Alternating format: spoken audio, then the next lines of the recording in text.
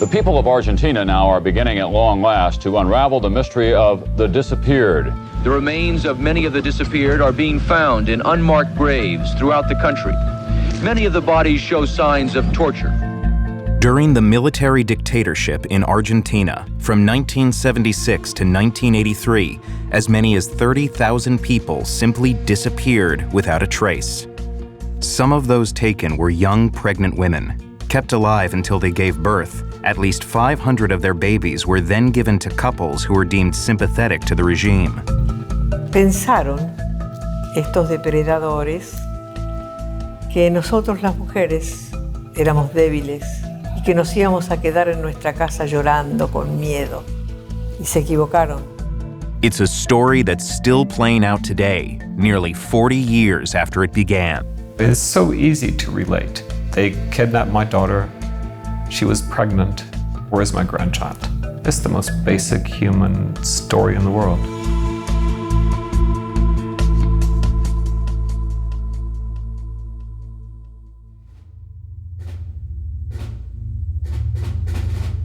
A three-man military junta has taken over the government of Argentina. The coup began in the early morning hours of March 24th, 1976.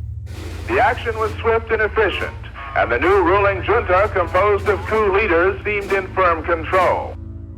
It wasn't long before the military dictatorship started rounding up guerrilla groups and those believed to be left-wing subversives.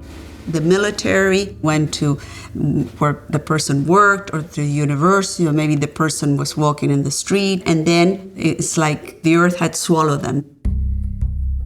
Isabel Mignoni del Carril's sister was one of the first to be taken. Social worker Monica Mignoni disappeared in 1976. She was organizing resistance to a government slum demolition project. Miss Mignoni was 24. I am totally pessimistic about the fate. My father told us, that they had probably killed her.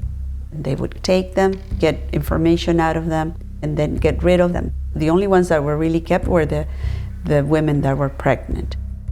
They considered these women, and certainly the fathers of these unborn children, to be communists, and there was a danger that they would raise these children as communists. So they quickly came up with the idea, we're going to let them give birth, then we're going to kill the mother, and then we're going to hand over the children to proper Catholic families to raise as their own. The kids will never know. Housewife and school principal Estela de Carlotto was 47 years old back in November of 1977 when her 22-year-old daughter, Laura, disappeared. Fue la primera de mis 4 hijos. Laura fue una chica muy respetuosa, pero muy fuerte de personalidad. Entró en una militancia política porque quería cambios. Carlotto says she was frantic to find out what had happened to her daughter. En ese momento, yo era igual que las otras madres, muy inocente. Nosotros no sabíamos que estos militares venían a matar gente. Nosotros esperábamos el regreso de nuestros hijos. But it was not to be. Carlotto would never hear from her daughter Laura again. In August of 1978, she was killed by her captors. Although devastated, Estela de Carlotto was one of the more fortunate ones. She was given her daughter's body to bury. It was 2 years later that she learned something she had suspected. Laura had been pregnant and given birth to a son before she was murdered. Yo enterré a Laura. Sabía dónde estaba Laura, pero no sabía dónde estaba mi nieto. Not long after, she joined the grandmothers or abuelas of the Plaza de Mayo. Sola era peligroso, no compartía mi dolor.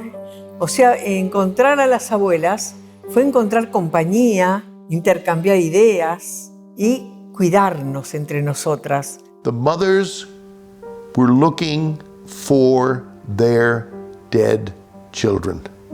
The abuelas were looking for their live grandchildren. That was the difference. They were parallel organizations.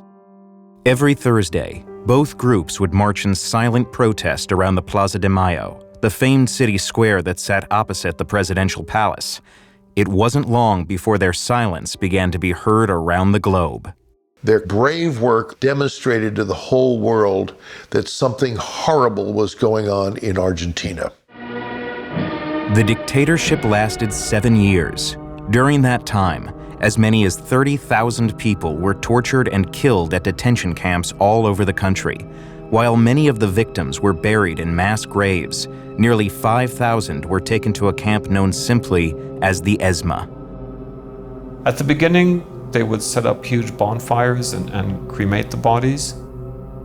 Once the number of people captured started growing, that was no longer a viable method. So then they decided to use military planes. They would drug the prisoners at the ESMA till they were in a kind of half awake, half asleep state, load them on the planes, and throw them into the Atlantic Ocean. After the regime fell, the grandmothers were desperate to not only find out what had happened to their children, but to also recover their grandchildren who had been stolen at birth. They had like an intelligence agency. They worked like detectives already during the dictatorship. Their search would take them to New York and the office of exiled Argentine geneticist Victor Penchasade. Their question was, is it possible to identify children even if you don't have their parents? The answer was yes. They could match genetic markers in blood samples from any living grandparents, aunts, or uncles. Al principio buscábamos, pero no teníamos pruebas de cuál era el nieto. So they turned to science, and in 1987, they began storing their profiles in a newly created National Genetic Bank. By then, they had already found 39 missing grandchildren. The truth is the truth. I mean, it's the ethical basis for all what the abuelas have been doing. And that search for truth would lead to something the generals had never imagined. A civilian court in Argentina today convicted 5 former military leaders accused of murder, torture, and other charges. Much of the evidence gathered against the regime came from the grandmothers and the mothers. Their work with forensic experts in the often painful process of finding and identifying the remains of their children would help secure convictions against the former dictators.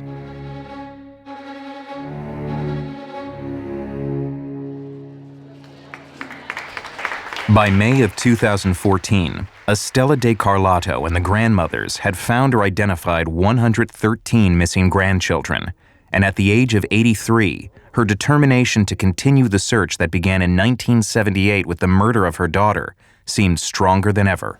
Nunca voy a dejar de hacer lo que estoy haciendo, porque hay adentro una fuerza muy grande, que es el amor por los hijos, el amor por los nietos. Empecé a tener conocimiento de las abuelas y también de Estela de Carlotto ya cuando egresé de la escuela secundaria y fui a estudiar a un conservatorio de música. Ignacio Herbán was born in June of 1978. His parents were farmers near the city of Olivaria, some 220 miles from Buenos Aires. A few years ago, Ignacio says he was at home watching television.